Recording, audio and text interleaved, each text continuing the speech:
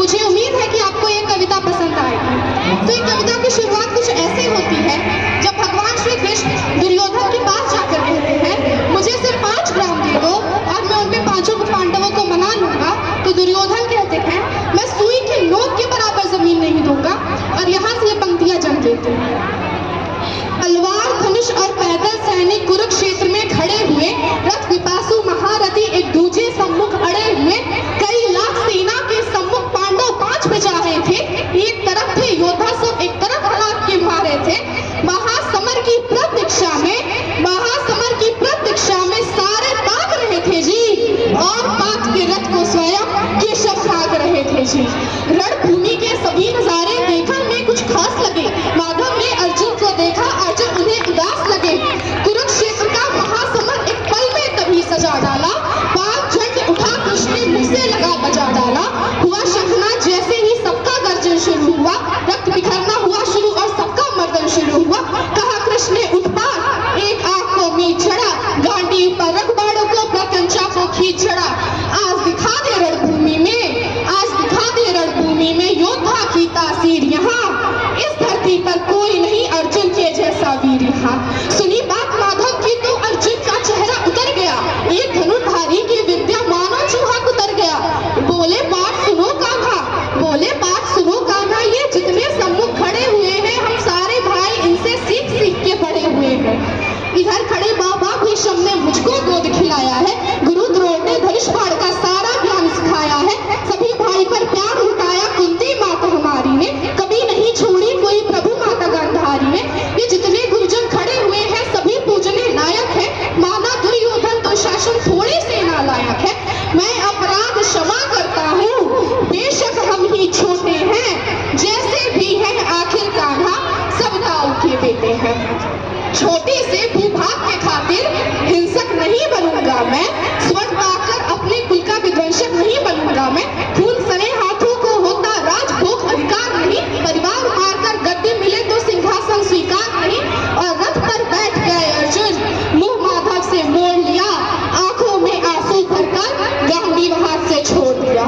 गांडीव हाथ से जब छूटा तो माधव भी अकुलाए थे, शिष्य बाप पर गर्व हुआ और मन ही मन मुस्कुराए थे। मन में सोच लिया अब उनकी बुद्धि न सटने दूंगा, समर भूमि में पार्थ को कमजोर नहीं पड़ने दूंगा। धर्म बचाने के खातिर एक नव अभियान शुरू हुआ, उसके बाद जगत गुरु का गीता ज्ञान शुरू हुआ। एक नजर में रणभूमि के कड़कड़ डोल गए माधव, टकटकी बांध कर देखे अर्जुन डोल गए माधव। ये पार्थ तुम मुझको बतलाते मैं संवाद नहीं करता, तुम सारे भाइयों के खातिर मैं कोई भी बात नहीं करता।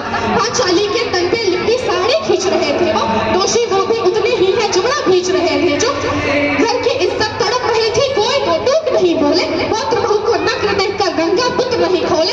तुम कायर बनकर बैठे हो, ये बात बड़ी बेशर्मी है, संबंध उन्हीं से निभा रहे जो लोग यहाँ अधर्मी हैं। हे पांडु के पुत्र, धर्म का कैसा कर्ज उतारा है, शोले होने थे आंखों में पर बहती है जलधारा है। गांडीव उठाने में पार्थ जितनी भी देर यहाँ होगी, इंद्रप्रस्थ के राजभवन में उतनी अंधेर वहां होगी। धर्म की गहराई में खुद को नाप रहा अर्जुन, अश्रुधार जब तेज हुआ तो थर-थर कांप रहा। मुझको बतलाओ कोई नाशक कैसे बन जाऊं, रक्षिघासन लाशों पर मैं शासक कैसे बन जाऊं, कैसे उठेंगे कर उन पर जब कर पर अधर लगाते हैं, करने का जिनका स्वागत ये कर भी स्वयं जुट जाते हैं। इन्हीं करो रे बाल्यकाल में सबके पांव दबाए हैं, इन्हीं करो को पकड़ करो में पिता माँ मुस्काए हैं। अपने बाणों की नोक जो इनकी ओर करूंगा मैं, केशव मुझको मृत्यु दे दो उससे पूर्व मरूंगा मैं, केशव मुझको मृत्यु दे दो उससे पूर्व मरूंगा मैं। बात बहुत भावुक थी किंतु जगत गुरु मुस्कुराते थे और ज्ञान की गंगा निरंतर चक्रधारी बरसाते थे। जन्म मरण के योद्धा यहाँ बिल्कुल चाह नहीं रखते, क्या होगा अंजाम युद्ध का ये परवाह नहीं करते। यहाँ कुछ मत सोचो, बस कर्म में ध्यान लगाओ तो क्या होगा अंजाम युद्ध का मुख अनुमान लगाओ तो। इस दुनिया के रक्तपात में कोई तो एहसास नहीं, निज जीवन का करे फैसला नर के बस की बात नहीं। तुम ना जीवन देने वाले नहीं मारने वाले हो, ना जीत तुम्हारे हाथों में तुम नहीं हारने वाले हो। ये जीवन दीपक की भांति यूं ही जलता रहता है, पवन वेग से बुझ जाता है वरना जलता रहता है। ना सत्ता सुख से होता है, ना सम्मानों से होता है।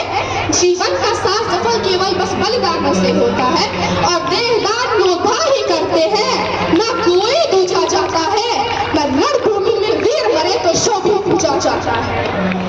ये मान और सम्मान बताओ, जीवन का अपमान बताओ, जीवन मृत्यु क्या है माधव, रण में जीवन दान बताओ, और खुद को ईश्वर कहते हो तो जल्दी अपना नाम बताओ। इतना सुनते ही मैं माधव का धीरज पूरा डोल गया। तीन लोक का स्वामी फिर बेहद गुस्से में बोल गया, कान खोल के सुनो पाठ, मैं ही त्रेता का राम हूँ, कृष्ण मुझे सब कहते हैं, मैं द्वापर का घनश्याम हूँ, रूप कभी नारी का रख के मैं ही केश बदलता हूँ, धर्म बचाने के खातिर मैं अनगिन वेश बदलता हूँ, विष्णु जी का दशम रूप